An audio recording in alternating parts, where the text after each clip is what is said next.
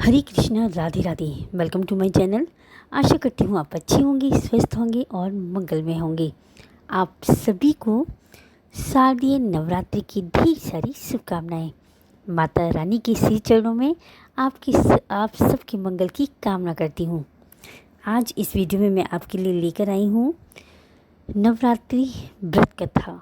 बहुत ही सुंदर है, पावन, पवित्र, फलकारी है और हमें इस व्रत में पूरे 9 दिन ये कथा हमें ज़रूर सुननी चाहिए। तो आइए सुनते हैं बहुत ही प्यारी सी कथा। पहले एक जयकारा लगाते हैं। बोलिए लक्ष्मी नारायण भगवान की जय। जयकारा शेरावाली दा, बोल सांची दरबार की जय। एक समय बृहस्पति जी ब्रह्मा जी से बोले कि हे ब्राह्मण श्रेष्ठ, आप अत्यंत बुद्धिमान, सर्वशास्त्र और चारों वेदों को जानने वाले हो। हे प्रभु, कृपया कर मेरा वचन सुनो। चैत्र व अश्विन मास के शुक्ल पक्ष में नवरात्रि का व्रत और उत्सव किया जाता है।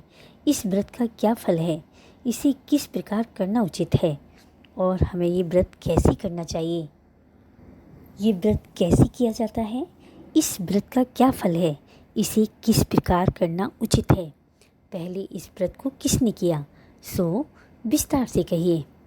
बृहस्पति जी का ऐसा वचन सुनकर ब्रह्मा जी कहने लगे, हे बृहस्पति, प्राणियों का हित करने की इच्छा से तुमने बहुत ही अच्छा प्रश्न किया है। जो मनुष्य मनोरथ पूर्ण करने वाली दुर्गा, महादेवी, सूर्य और नारायण का ध्यान करते हैं, वे सभी मनुष्य धन्य हैं। यह नवरात्रि व्रत संपूर्ण कामनाओं को पूर्ण करने वाला है। इसके करने से पुत्र चाहने वाले को पुत्र, धन चाहने वाले को धन, विद्या चाहने वाले को विद्या और सुख चाहने वाले को सुख मिल सकता है। इस व्रत को करने से रोगी का रोग दूर हो जाता है और कारागार हुआ मनुष्य बंधन से छूट जाता है। मनुष्य के जीवन में धन संपत्तियाँ आकर विराजमान हो जाती हैं। वांद्या और काक वांद्या को इस व्रत के करने से पुत्र उत्पन्न होता है। समस्त पापों को दूर करने वाले इस व्रत के करने से ऐसा कौन सा मनोबल है जो सिद्ध नहीं हो सकता। जो मनुष्य अलभ्य मनुष्य देह को पाकर भी नवरात्र का व्रत नहीं करता, वह माता पिता से हीन हो जाता है, अर्थात उसके माता पिता मर जाते हैं और अनेक दुखों को प्राप्त होता है। उसके शरीर में कुष्ठ हो जाता है और अंग से हीन हो जाता है। उसकी संतान उत्पत्ति नहीं होती। इस प्रकार वह मूर्ख अनेक दुख भोगता है। इस व्रत को न करने वाला निर्दयी मनुष्य धन और धान्य से रहित हो भूख और प्यास के मारे पृथ्वी पर घूमता है और गूंगा हो जाता है। जो विधवा स्त्री भूल से भी इस व्रत को नहीं करती, वह पतिहीन होकर नाना प्रकार के दुखों को भोगती है। यदि व्रत करने वाला मनुष्य सारे दिन का उपवास ना कर सके तो एक समय भोजन कर सकता है और उस दिन वांद्याओं सहित नवरात्रि व्रत की कथा करे। हे बृहस्पति, जिसने पहले इस व्रत को किया उसका पवित्र इतिहास मैं तुमसे कहता हूँ, ध्यान से सुनना।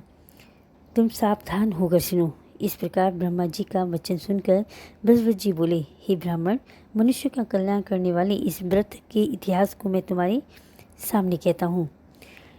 आपकी शरण में आए हुए मुझ पर कृपा करो। ब्रह्मा जी बोले, पीठित नाम के मनोरथ नगर में एक अनाथ नाम का ब्राह्मण रहता था। वह भगवती का अनंत भक्त था। उसके संपूर्ण सद्गुणों से युक्त मनो ब्रह्म की सबसे पहली रचना हो ऐसी यथार्थ नाम वाली सुमति नाम की एक अत्यंत सुंदर पुत्री उत्पन्न हुई। वह कन्या सुमति अपने घर में बालपन में अपनी सहेलियों के साथ क्रीड़ा करती हुई इस प्रकार बढ़ने लगी जैसे शुक्ल पक्ष में चंद्रमा की कला बढ़ती है। उसका पिता प्रतिदिन दुर्गा की पूजा और होम किया करता था। उस समय वह नियम से वहाँ उपस्थित होती थी। एक दिन वह सुमति अपनी सखियों के साथ खेलने लग गई और भगवती के पूजन में उपस्थित नहीं हुई।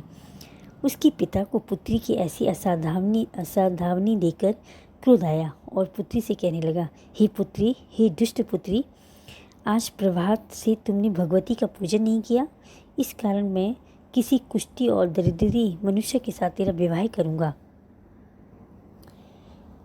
इस वचन को सुनकर, कुपित पिता के वचन सुनकर सुमति को बड़ा दुख हुआ और पिता से कहने लगी, हे पिताजी, मैं आपकी कन्या हूँ, मैं आपके सब तरह से अधीन हूँ, जैसी आपकी इच्छा हो वैसे ही करो। राजा, कुष्ठी अथवा किसी के साथ जैसी तुम्हारी इच्छा हो मेरा विवाह कर सकते हो, पर होगा वही जो मेरे भाग्य में लिखा है। मेरा तो इस पर पूर्ण विश्वास है। मनुष्य जाने कितने मनोरथों का चिंतन करता है, पर होता वही है जो भाग्य विधाता ने लिखा है। जो जैसा करता है उसको फल भी उसके कर्म के अनुसार मिलता है, क्योंकि कर्म करना मनुष्य के अधीन है, लेकिन फल देना देव के अधीन है। यह सुनकर ब्राह्मण को बहुत क्रोध आया। तब उसने अपनी कन्या का एक कुष्ठी के साथ विवाह कर दिया और अत्यंत गुस्से में आकर पुत्री से कहने लगा, जाओ जाओ, जल्दी जाओ, अपने कर्म का फल भोगो। देखें, केवल भाग्य के भरोसे पर रहकर तुम क्या करती हो। इस प्रकार से कहे हुए पिता के कटु वचन सुनकर सुमति मन में विचार करने लगी कि अहो, मेरा बड़ा दुर्भाग्य जिससे मुझे ऐसा पति मिला। इस तरह अपने दुख का विचार करती हुई वह सुमति अपने पति के साथ वन चली गई और भयानी कुशायुक्त उस स्थान पर उन दोनों ने वह रात बड़ी कष्ट से व्यतीत की। उस गरीब बालिका की ऐसी दशा देखकर भगवती पूर्व पुण्य के प्रभाव से प्रकट होकर सुमति से कहने लगी, हे दीन ब्राह्मणी, मैं तुम से प्रसन्न हूँ, तुम जो चाहो वरदान मांग सकती हो, मैं प्रसन्न होने पर मनवांछित फल देने वाली हूँ। इस प्रकार भगवती का वचन सुनकर ब्राह्मणी कहने लगी कि आप कौन हैं जो मुझ पर प्रसन्न हुई हैं, वह सब मेरे लिए कहो और अपनी कृपा दृष्टि से मुझे दीन दासी को कृतज्ञ करो। ऐसा ब्राह्मणी का वचन सुनकर माता रानी कहने लगी कि मैं आदिशक्ति हूँ और मैं ही ब्रह्म विद्या और सरस्वती हूँ। मैं प्रसन्न होने पर, प्राणियों का दुख दूर करने पर उनको सुख प्रदान करती हूँ। हे ब्राह्मणी, मैं तुम पर तेरे पूर्व जन्म के पुण्य के प्रभाव से प्रसन्न हूँ। तुम्हारे पूर्व जन्म का वृत्तांत सुनाती हूँ, सुनो। तुम पूर्व जन्म में निषाद भील की स्त्री थी और अति पतिव्रता थी। एक दिन तेरे पति निषाद ने चोरी करने के कारण तुम दोनों को सिपाहियों ने पकड़ लिया और ले जाकर जेल खाने में कैद कर दिया। उन लोगों ने तेरे और तेरे पति को भोजन तक नहीं दिया। इस प्रकार नवरात्रि के दिनों में तुमने जो ना कुछ खाया ना ही जल पिया, इसलिए 9 दिन तक नवरात्र का व्रत हो गया। हे ब्राह्मणी, उन दिनों जो व्रत हुआ उस व्रत के प्रभाव से प्रसन्न होकर तुम्हें मनवांछित वस्तु दे रही हूँ। तुम्हारी जो इच्छा हो वरदान मांग सकती हो। इस प्रकार दुर्गा के कहे हुए वचन सुनकर ब्राह्मणी बोली, अगर आप मुझ पर प्रसन्न हैं तो हे माता, आपको प्रणाम करती हूँ। कृपया करके मेरे पति का कुष्ठ रोग दूर करो। देवी कहने लगी, उन दिनों में से तुमने जो व्रत किया था उसमें से एक दिन का पुण्य अपने पति को अर्पित करो। ब्राह्मणी बहुत प्रसन्न हुई और पति को निरोग करने की इच्छा से ठीक है ऐसे बोली। तब उसके पति का शरीर भगवती दुर्गा की कृपा से कुष्ठहीन होकर अति क्रांति युक्त हो गया, जिसकी क्रांति के सामने चंद्रमा की क्रांति भी क्षीण हो जाती है। वह ब्राह्मणी पति की मनोरथ देह को देखकर देवी को अति पराक्रमी वाली समझकर स्तुति करने लगी। हे दुर्गे, आप दुर्गत को दूर करने वाली हैं, तीनों जगत की संताप हरने वाली हैं, समस्त दुखों को दूर करने वाली, रोगी मनुष्य को निरोग करने वाली, प्रसन्न होने पर मनवांछित वस्तु को देने वाली और मनुष्य का नाश करने वाली, दुष्ट मनुष्यों का नाश करने वाली, तुम ही सारे जगत की माता और पिता हो। हे अम्बे, मुझ अपराध रहित अबला की मेरे पिता ने कुष्ठी के साथ विवाह कर दिया, मुझे घर से निकाल दिया, उसकी निकाली हुई पृथ्वी पर घूमने लगी। आपने ही मेरा इस आपत्ति रूपी समुद्र से उद्धार किया है। हे देवी, आपको मैं प्रणाम करती हूँ, मुझ दीन की रक्षा कीजिए। ब्रह्मा जी बोले, हे बृहस्पति। इस प्रकार उस सुमति ने मन से देवी की स्तुति की। उससे हुई स्तुति सुनकर देवी को बहुत संतोष हुआ और ब्राह्मणी से माँ कहने लगी, हे ब्राह्मणी, उदालय नाम का अति बुद्धिमान, धनवान, कीर्तिवान और जितेंद्र पुत्र शीघ्र होगा। ऐसे कहकर वे देवी ब्राह्मणी प्रसन्न होकर बहुत ज़्यादा प्रसन्न हुई और माँ कहती है कि ही ब्राह्मणी, जो कुछ तेरी इच्छा हो वो भी मांग सकती हो। ऐसा भगवती दुर्गा का वचन सुनकर सुमति बोली, हे भगवती दुर्गे, अगर आप मेरे ऊपर प्रसन्न हैं तो कृपया कर मुझे नवरात्रि व्रत बतलाइए। हे दयावंती, जिस विधि से नवरात्रि व्रत करने से आप प्रसन्न होती हैं, उस विधि और उसके फल को मेरे लिए विस्तार से वर्णन कीजिए।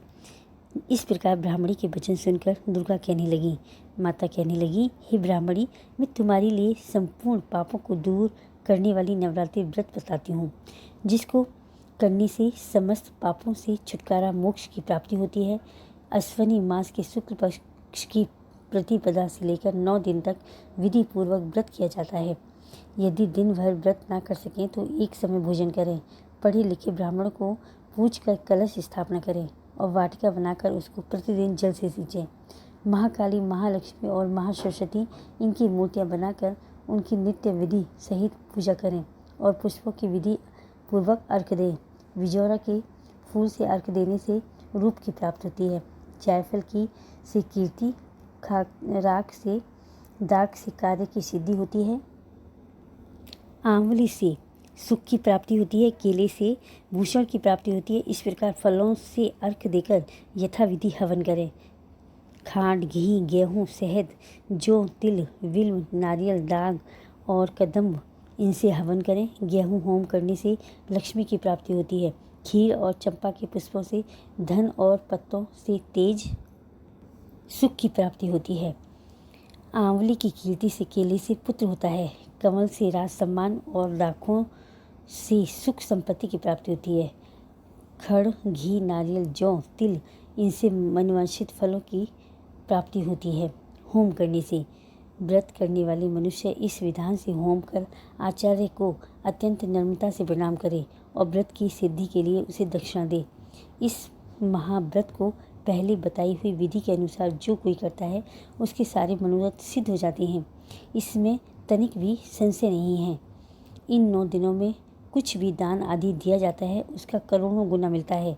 इस नवरात्र के व्रत करने से अश्वमेघ यज्ञ का फल मिलता है।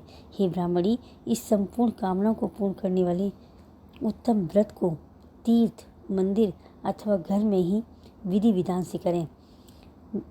ब्रह्मा जी बोले, हे बृहस्पति, इस प्रकार ब्रह्मा जी को व्रत की विधि और फल बताकर देवी अंतर्ध्यान हो गई। जो मनुष्य या स्त्री इस व्रत को भक्ति पूर्वक करता है, इस लोक में सुख पाकर अंत में दुर्लभ मोक्ष को प्राप्त होता है। हे बृहस्पति, यह दुर्लभ व्रत महात्मा मैंने तुम्हारे लिए बताया है। बृहस्पति जी कहने लगे कि हे ब्राह्मण, आपने मुझ पर अति कृपा की है।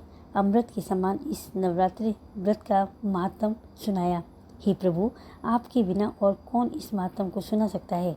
ऐसे बृहस्पति जी के वचन सुनकर ब्रह्मा जी बोले, हे बृहस्पति, तुमने सब प्राणियों के हित करने वाले इस अलौकिक व्रत को पूछा है, इसलिए तुम धन्य हो।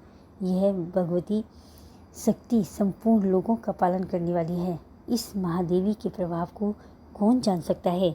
बोलिए जयकारा शेरावाली का, बोल सांचे दरबार की जय। माई मेरी सत्य जोता वाली माता तेरी सदा ही जय। माई मेरी खुले खुले दर्शन देने वाली माता तेरी सदा ही जय। अगर वीडियो अच्छी लगी हो तो लाइक करें, कमेंट करें, मीनूज़ लाइफ स्टाइल को सब्सक्राइब करें। कल मिलते ही नई वीडियो के साथ। जय श्री कृष्णा, जय माता दी।